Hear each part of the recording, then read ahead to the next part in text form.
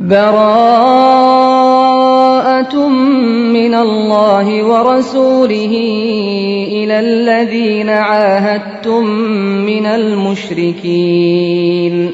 اعلان برات ہے اللہ اور اس کے رسول کی طرف سے ان مشرکین کو جن سے تم نے معاہدے کیے تھے.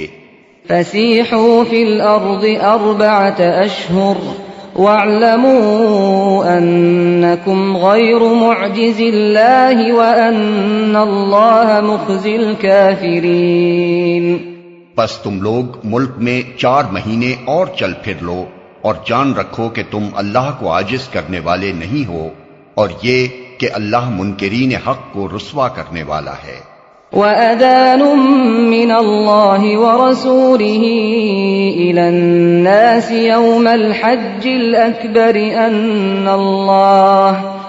أَنَّ اللَّهَ بَرِيءٌ مِّنَ الْمُشْرِكِينَ وَرَسُولُهُ فَإِن تُبْتُمْ فَهُوَ خَيْرٌ لَكُمْ وَإِن تَوَلَّيْتُمْ فَاعْلَمُوا أَنَّكُمْ غَيْرُ مُعْجِزِ اللَّهِ وَبَشِّرِ الَّذِينَ كَفَرُوا بِعَذَابٍ أَلِيمٍ.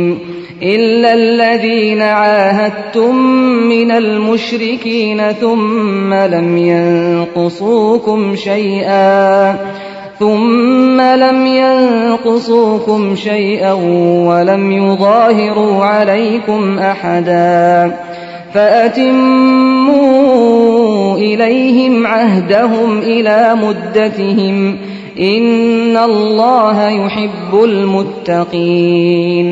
اطلاع عام ہے اللہ اور اس کے رسول کی طرف سے حج اکبر کے دن تمام لوگوں کے لیے کہ اللہ مشرکین سے بری الذمہ ہے اور اس کا رسول بھی. اب اگر تم لوگ توبہ کر لو تو تمہارے ہی لیے بہتر ہے، اور جو منہ پھیرتے ہو تو خوب سمجھ لو کہ تم اللہ کو عاجز کرنے والے نہیں ہو. اور اے نبی، انکار کرنے والوں کو سخت عذاب کی خوشخبری سنا دو، بجز ان مشرکین کے جن سے تم نے معاہدے کیے پھر انہوں نے اپنے عہد کو پورا کرنے میں تمہارے ساتھ کوئی کمی نہیں کی اور نہ تمہارے خلاف کسی کی مدد کی.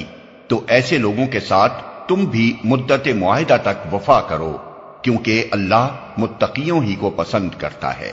فَإِذَا انْسَلَخَ الْأَشْهُرُ الْحُرُمُ فَاقْتُلُوا الْمُشْرِكِينَ حَيْثُ وَجَدتُّمُوهُمْ وَخُذُوهُمْ وَاحْصُرُوهُمْ وَاقْعُدُوا لَهُمْ كُلَّ مَرْصَدٍ فَإِن تَابُوا وَأَقَامُوا الصَّلَاةَ وَآتَوُا الزَّكَاةَ فَخَلُّوا سَبِيلَهُمْ إِنَّ اللَّهَ غَفُورٌ رَّحِيمٌ. پس جب حرام مہینے گزر جائیں تو مشرکین کو قتل کرو جہاں پاؤ، اور انہیں پکڑو اور گھیرو اور ہر گھاٹ میں ان کی خبر لینے کے لیے بیٹھو. پھر اگر وہ توبہ کر لیں اور نماز قائم کریں اور زکوٰۃ دیں تو انہیں چھوڑ دو.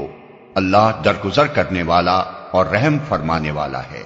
وَإِنْ أَحَدٌ مِّنَ الْمُشْرِكِينَ اسْتَجَارَكَ فَأَجِرْهُ حَتَّى يَسْمَعَ كَلَامَ اللَّهِ ثُمَّ أَبْلِغْهُ مَأْمَنَهُ ذَلِكَ بِأَنَّهُمْ قَوْمٌ لَا يَعْلَمُونَ. اور اگر مشرکین میں سے کوئی شخص پناہ مانگ کر تمہارے پاس آنا چاہے تاکہ اللہ کا کلام سنے تو اسے پناہ دے دو یہاں تک کہ وہ اللہ کا کلام سن لے، پھر اسے اس کے مامن تک پہنچا دو. یہ اس لیے کرنا چاہیے کہ یہ لوگ علم نہیں رکھتے.